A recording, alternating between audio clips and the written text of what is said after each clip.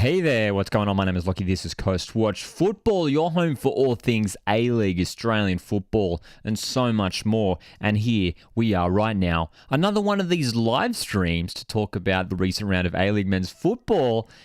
It was football galore, especially on Saturday. We had 4 games on Saturday, entertaining game on Sunday as well between Adelaide and Jets. We're going to be breaking down all the action in this episode. And of course, as always, we'd love to get your thoughts. The whole idea is we want to create a community of like-minded football-loving fans here in Australia and abroad too, if you watch the A-League from overseas. So let's jump straight to the fixtures right now in chronological order. Going back to Saturday afternoon, we saw Brisbane Roar taking Wellington Phoenix up there in Queensland. Brisbane 2, Wellington 1. The prediction heading into this weekend for me, and I'm sure as many of you guys has predicted as well, based on recent form, was a win for Wellington Phoenix. Phoenix on just such a good run of form at the moment, playing they've just been so impressive of late. And Brisbane Roar, basically the complete opposite. Yes, at home, they've been picking up some wins, and they added another one here against Wellington Phoenix, 2-1.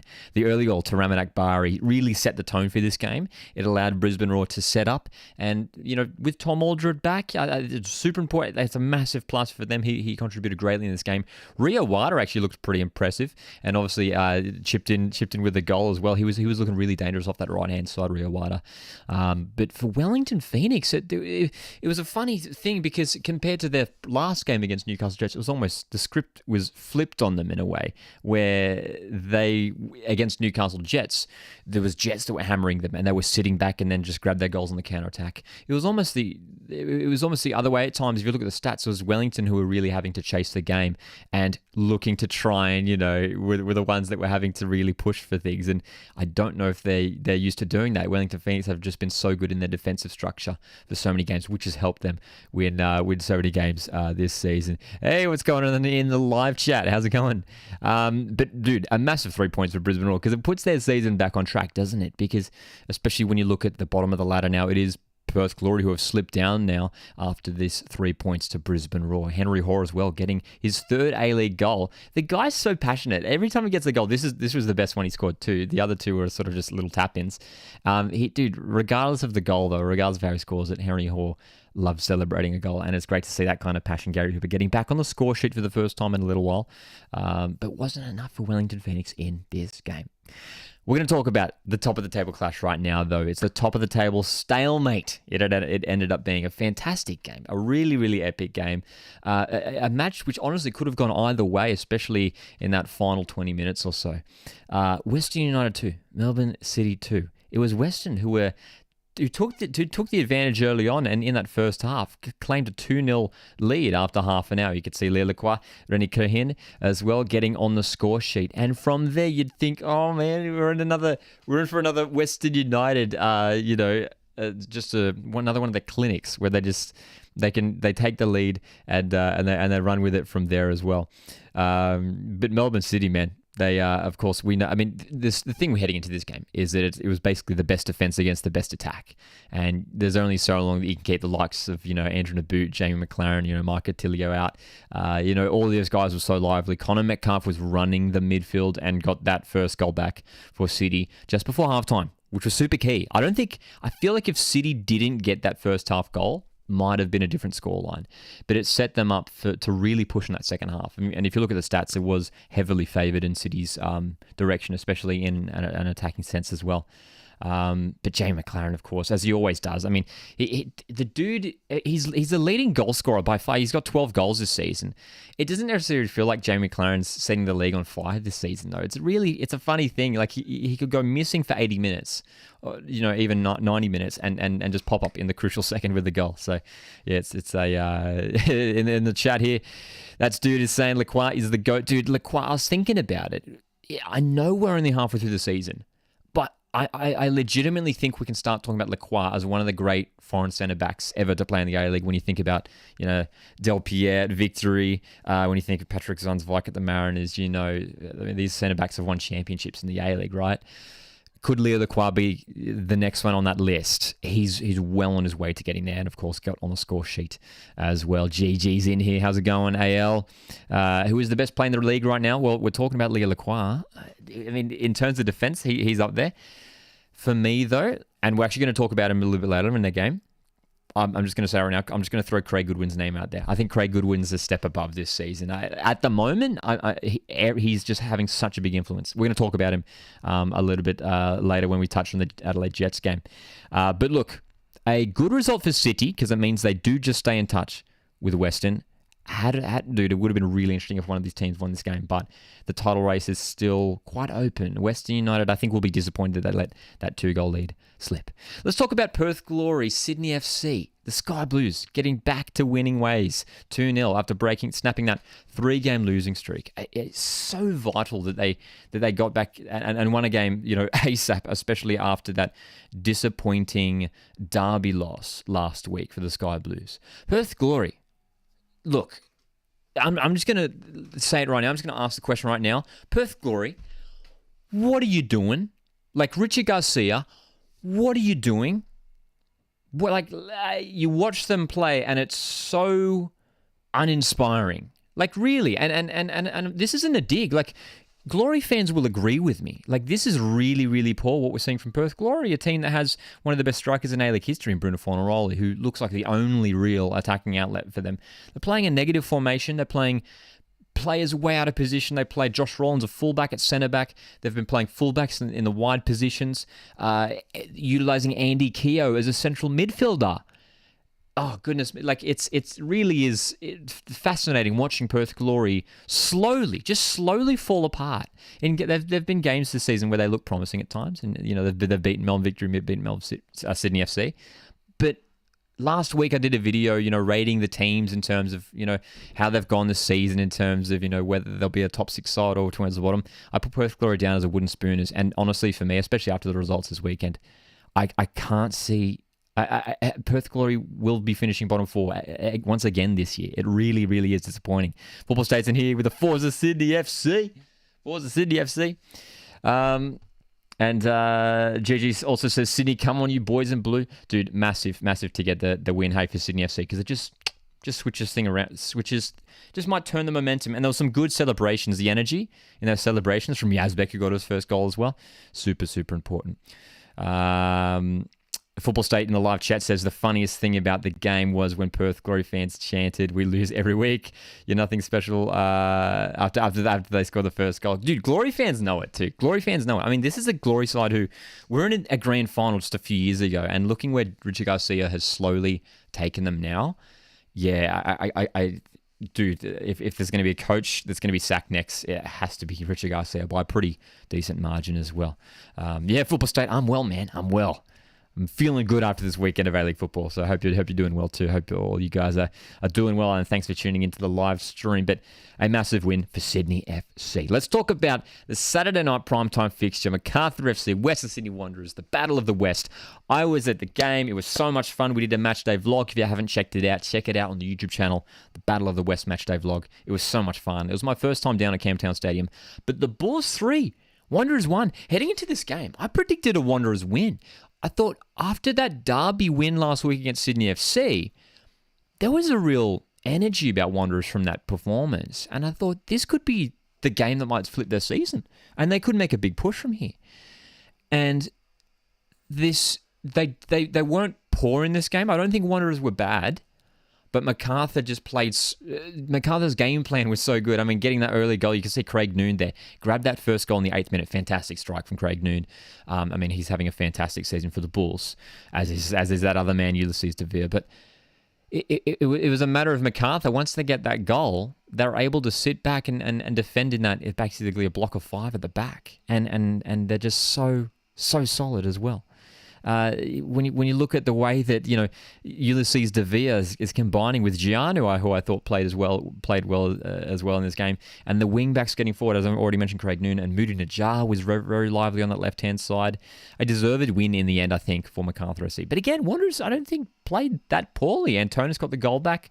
They almost had a couple of penalty shouts there as well. We got that dude in the chat saying 2 elite derbies in one round. What more could you ask for? Both amazing games. Yeah, dude, both cracking games. Yeah, and as well, I just want to touch on it as well, like 2 derbies. We look at the Battle of the West, we look at Western versus City. Maybe you've, copped some criticism in the past about not being, real derbies. I mean, in the A-League where, we're trying so hard to stay afloat or like to grow. Like let's be positive about these derbies, man. Like let's embrace it when when we have the opportunity there. Like, yes, I know it's not the Melbourne derby or the Sydney derby that are the big ones, and they can be the big ones. But let's have these other derbies. Let's have these. For me, I mean, I was at the ground, Campbelltown. Like it felt like a regional stadium where these two teams who were brought up, on as Wanderers chant, as the one of the RBB chants goes, something along the lines of from the streets of Western Sydney. I mean, these teams are born in, like, the football culture, you get the sense in Western Sydney is so strong. And you saw, the Macarthur fans who showed up in this game, and the RBB in that match day vlog got some great footage of the RBB, man. Some great energy from their fans too. Dude, I mean, just awesome. Just awesome from the fans as well. Football State says Western Sydney Wanderers only turn up in derbies. Only Sydney derbies. You are right, though. It's always in the Sydney derby they always get up, hey. But dude, I think it's awesome that this derby keeps flourishing. I mentioned that in the match day vlog. I think we need these derbies to just keep going and growing as well. We've got one more game to talk about. Adelaide United 2, Newcastle Jets 1. It was Blackwood who got the early goal in this game, and you can see look at the minutes there for the Adelaide goals. 3rd minute and then 88th minute. I mean, it's classic Adelaide United, am I right? Again, Newcastle Jets, same story. They have chance after chance after chance after chance. Mikkel Detsy, Pena's everywhere. Thurgate does not stop running. Next time you watch Newcastle Jets play, just keep your eyes on Angus Thurgate. He doesn't stop running. It's incredible. And actually, they put it up on the A-League socials just today, actually. A heat map of Angus Thurgate. Dude, he's like got no set position. He's just like, all right. Arthur Paps is just like, all right. Paul Macquarie, Pele, whatever they call him. Game plan, run. That's all you say. You just run. Just run, right? Football State says Adelaide Kings are the comebacks, and that was the story in this game, man. Adelaide got that goal back through Angus Thurgate, of course, but Mo Toure, fantastic finish off a superb Craig Goodwin cross. And I talked about it a little bit earlier, but Craig Goodwin, we seriously have to talk about being potentially the best player in the league right now. How good is Craig Goodwin? Set up both goals, and is just a player of such high quality. The deliveries that he plays, his speed, his ability to strike a ball, that left foot is fantastic. And honestly, I said it to my dad. We were watching the game, and I was like, I honestly kind of want Craig Goodwin to start in the Socceroos qualify against Japan in a couple weeks' time. He's playing that well. He's playing with such confidence. Just let him run. We saw him score a goal off the bench in the previous qualifiers against Vietnam. So, look, Craig Goodwin, and if he keeps up this upward trend of form, there's nothing stopping him from winning the Johnny Warren medal this season. Yeah. That student live chat says Adelaide United are top 3 material, in my opinion. Definitely will win a final when finals time comes in 2 months. I mean, we saw it last season. They got the win away from home in the finals, the elimination final against Brisbane. The way they're heading at the moment, I reckon they'll score a home final. Maybe they'll finish 3rd or 4th. These late wins are carrying them, are keeping them in this top 6. They'll finish 3rd or 4th, which will give them a home final. Which, I mean, we know how strong Adelaide are at home.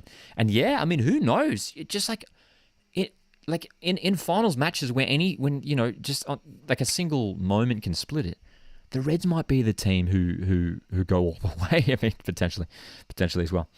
Football State asks Toure to get a call up for the Olyroos soon or under 20s. Dude, I mean, Toure's class, isn't he? I mean, if you saw what he did last week as well, I mean, it's really is impressive stuff. So they've got some classy players, and the young guys too. I mean, when you look at Iran Kunda off the bench, Bernardo Oliveira, so plenty of options in attack as well for the Reds. Hey. But look, some fantastic performances all around. Let's jump into the team of the week right now, and here we go. We've got the team of the week graphic up here. Let's break it down. I've got Joe Gauchi in goals. He made some crucial saves, some really crucial saves for Adelaide United. 9 saves, I think it was in total. Yavi Lopez, just a beast at right back. He's one of the best right backs in the league. So I've slotted him in there in the back 3 alongside Scott Neville, who I thought was really good for Raw, keeping out Wellington Phoenix, and Alexander Jovanovic, who was just commanding that back 3 for Macarthur FC. Across midfield, I got Dylan Parias. He is just always, in the past few weeks, he's just always an attacking outlet for Western. Yazbek, Metcalf, both getting on the score sheet for their respective teams. Craig Goodwin, of course, we just spoke about him. Up front, I put Max Burgess. I thought Max Burgess was really lively for Sydney FC against Perth Glory.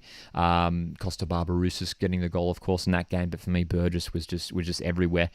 Ulysses De Villa, I mean, for me, he's maybe the player of the round. He just orchestrates so much in attack for Macarthur. And without him, I don't know where they would be, honestly. I don't know where they would be.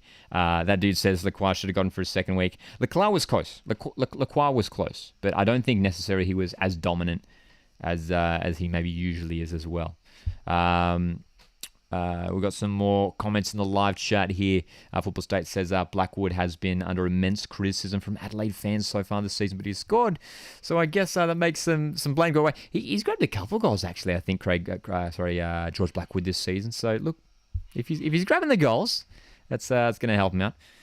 No Narsing. I thought Narsing was okay as well, but again, for me, I felt like Max Burgess was just providing a lot more threat. Like, for me, as a neutral, I love watching Max Burgess play. With the ball at his feet, he's so dangerous. And honestly, if I'm Steve Corica, I'd put Max Burgess in the lineup ahead of Milos Ninkovic. I think Burgess should have started in the Sydney derby last week. I think Amini should have started in the Sydney derby last week as well. And the last player we've got in the team of the week here is Marco Tilio, who is looking very dangerous for Melbourne City against Western United. Didn't get on the score sheet, was unlucky to. But the interesting thing for City now is going to be like, who do they, what sort of lineup do they run? They've got so many classy players. When Matt Leckie comes back from injury, does Matt Leckie come back in? Does Marco Tilio drop out to the bench? Does Marco Tilio drop into sort of the midfield group? And who do you drop from there? Because Metcalf and Berenguer and O'Neill playing so well. So, look, problems for Patrick Osnalbo in terms of team selection. But that's my team of the week. Those are my top performers from this week in the A-League. Football State also says Talbot was class too, but yeah, Burgess was great. We should say as well the assist from from Callum Talbot for that goal, that first goal. Barbarouse's goal was fantastic. Really, really good. So good to see some young guys as well. Yazbek, Talbot, playing well for the Sky Blues. And that's what they need, I think, as well. We're talking a lot about the aging Sydney squad, if you like. And the youngsters I think, are going to be the way forward for the Sky Blues. Western United might actually go all the way and win it, says Football State. Dude, honestly, like, they're absolutely in that conversation. I feel like a few weeks ago, people weren't necessarily confident to say that. But the way they're going at the moment, they're just simply not losing games, and that's gonna push them all the way I reckon they will win the premiership this year. I think they might go all the way and win the premiership. Whether they go win the championship is another question as well. Yazbek has great potential, says Chuck. Dude, I mean, that's the thing as well with these young guys, just to keep growing. And they've got a whole bunch coming through, as I know as well.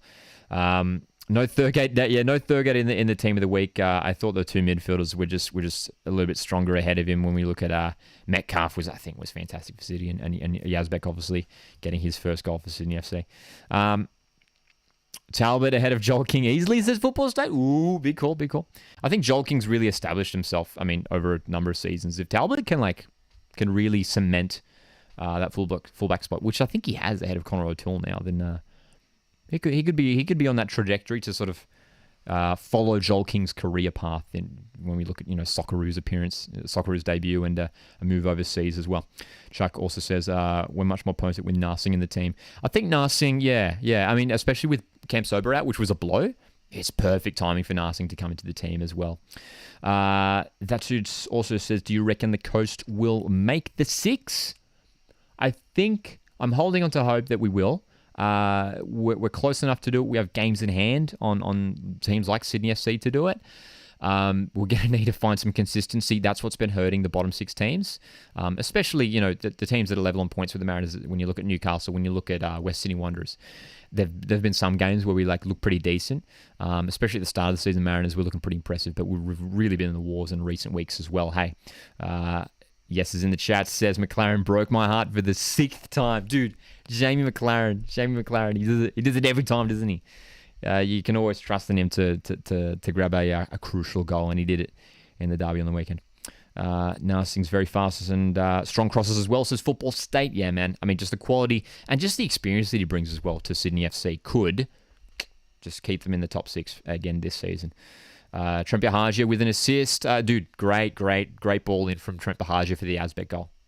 Bahagia. I mean, I feel like we criticize him a lot. Like, sometimes I give Bahagia a bit of a bad rap, but yeah, that was fantastic as well. Do we think the Mariners will make top 4? No way. I think the chance of Mariners making top 4, less than 1%. I can't see it happening at all. I think we've got a long way to turn it around. And simply the gap's just too big now. I mean, there's teams that I don't think will slip out of there now. When you look at, we should talk about the ladder just to finish off this live stream. Western and City, for me, have locked in the top 2 spots. They'll be there for sure locking in the semi-final spots.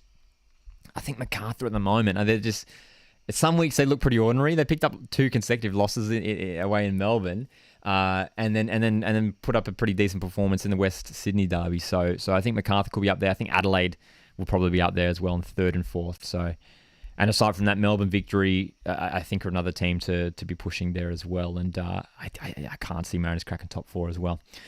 That dude says Jamie Young might as well be a brick wall. Man will block most goal attempts. He's absolutely elite, and also topping by a good margin the clean sheet stats at the moment. I think he's got 8. I think he's got 8 clean sheets at the moment, and I think next one after that is like 5 or 4. So there's not that many clean sheets within the A-League, but Jamie Young, he's and I think his communication. If you watch Jamie Young, he yells a lot. He must have a sore voice after every game. Desi says Yul over Bilmal. I think Bilmal's looked okay. He's obviously been lacking the goals. Like at times he looks kind of dangerous. But for me, I don't understand why Valentino Yul isn't starting games over Siatravanis. Siatravanis, I think, hasn't been that great this season. They've brought him in.